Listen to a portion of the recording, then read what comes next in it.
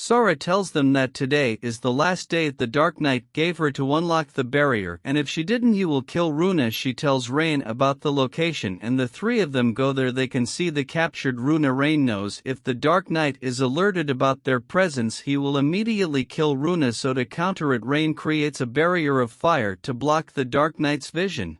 And with the help of Kanade he goes to fight him. While they are distracting him, Tanya frees Runa and makes a safe escape. By the time the Dark Knight sees them, Tanya has gone far. The Dark Knight gets angry and starts destroying the forest. Rain senses an incredible amount of power from the Dark Knight. He underestimated the power of monsters who serve the Demon Lord. Rain sends Kanade to fight him, and in the meantime he tames multiple archbees and sends them toward the Dark Knight. Archbee's sting is not effective, but they are able to distract the Dark Knight. Rain uses boost, which vastly enhances Kanade's physical abilities, feeling incredible power within her. Kanade in just one punch destroys the Dark Knight. Inside the Lost Woods, Sora hugs her sister and gets emotional. She shows her gratitude to Rain and his party. Sora tells that she has decided to leave this forest with Runa. She understands the village leader's point of view but just can't live with the people who abandoned her sister.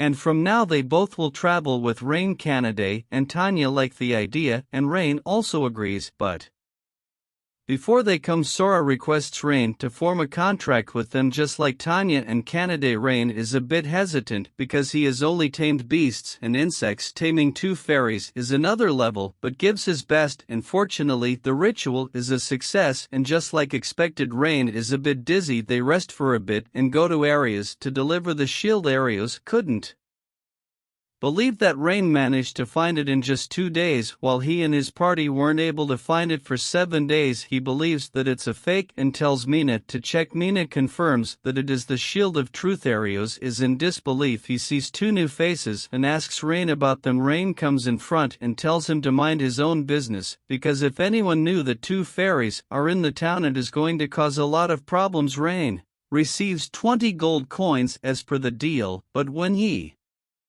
tries to leave, Agath tells Rain to join them. After he left their party they realized how much they need his scouting ability. Agath tells Rain that if he didn't help them then will not get the fame and money for defeating the Demon Lord. Rain replies that he never wanted it and he refuses to join them after he leaves Arios, and others couldn't believe that Rain just rejected them after all the humiliation he gave. Arios is angry and decides to erase Rain's existence. Sora asks Rain whether only the hero is capable to defeat the Demon Lord. Rain explains that unlike others the chosen hero has unlimited potential to grow his powers because he is God's blood in his body. Sora is confused because Rain also has that kind of strength. After taming Tanya and Kanade he acquired their power, and now after taming her and Runa he is very magic power. Kanade adds that if Rain continues to tame more mythical species he will definitely gather enough power to defeat even a Demon Lord. Rain tells them not to think highly of him, but he wants to eliminate evil from this world, and for it he is ready to give it a shot. The next morning Tanya insists Rain to buy a new weapon for him because only fighting with bare hands is not very effective. They arrive at the equipment shop. Gans, the owner, is a dwarf. A dagger catches Rain's eyes, however he doesn't sense much quality from it. Rain tells that the weapons here are not of good quality, and that if he has a better quality one he would like to buy that at first. The owner seemed a bit angry but appreciates Rain's ability to judge it. Gats reveals the ultimate collection he has forged instantly. Rain can sense the swords are of excellent quality. Out of curiosity Rain asks Gats the reason he has hidden them. Gats reveals that these swords are made after a lot of effort for a weaponsmith like these. When he sees adventurers coming to buy the weapon without any compatibility knowledge he can't see his weapons in their hands because after some time they end up being thrown away. Impressed by Rain's ability to judge the weapons, Gans tells that he is ready to make a special weapon for him, but for that he needs some mithril ore. Gans explains that he hasn't been receiving the supply of mithril ore for some time and believes there is someone behind it. He gives Rain a quest to solve the problem, and in return he will give him gold coins.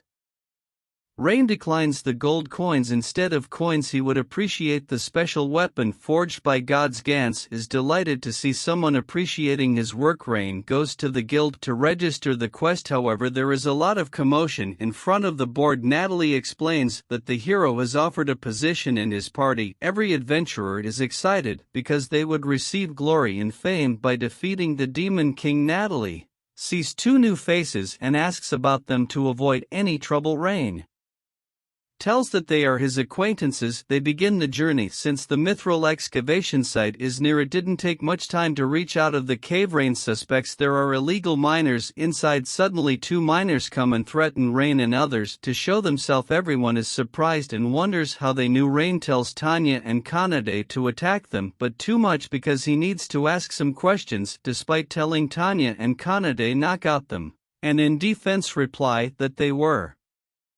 2 weeks. Sora asks Rain if he wants her to search their memory. Rain is surprised and asks if this is even possible. Sora explains that fairies have unique magic which allows them to find out anything from anyone's memory. After searching, Sora tells that there are 5 illegal miners inside, and they all are adventurers. Rain notices a bird flying above. Weirdly, he suspects that inside the mine there is a beast tamer.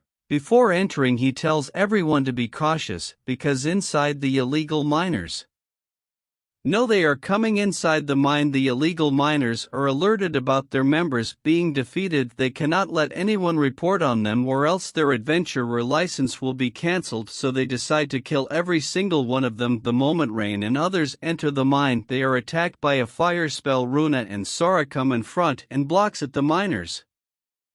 Again try to attack, but this time Sora and Runa bind them and cancel their attack. From behind, 2 miners shoot arrows and they are blocked by Tanya. Kanade knocks them out and ties them up. The last miner is remaining. He tries to stab, but Rain drives a punch under his chest. With no other options left, he calls out Behemoth, the B-rank monster that he attained. The last miner orders Behemoth to kill Rain and others. The Behemoth furiously attacks and Rain dodges them. Rain sees it is dangerous for others to be here, so he orders them to leave immediately. After they left, Rain tries to take him on, but unfortunately Rain is hit. Using this perfect opportunity, the beast tamer orders Behemoth to attack, but just then Kanade comes and saves Rain. Tells Kanade to take care of the beast tamer while he does something about Behemoth. After Kanade successfully grabs the beast tamer, Rain believes if everyone thinks he is strong, then should be capable to overwrite the contract, and fortunately the override is successful. The beast tamer is in disbelief to see his contract vanishes. In a confused tone he asks how is this even possible. Rain explains that normally it is impossible, but when someone is extremely strong he can override it. The beast tamer is in a panic to see his last hope vanish. He doesn't want to be captured, so he tries to overwrite the contract himself, but because he is unsuccessful, Behemoth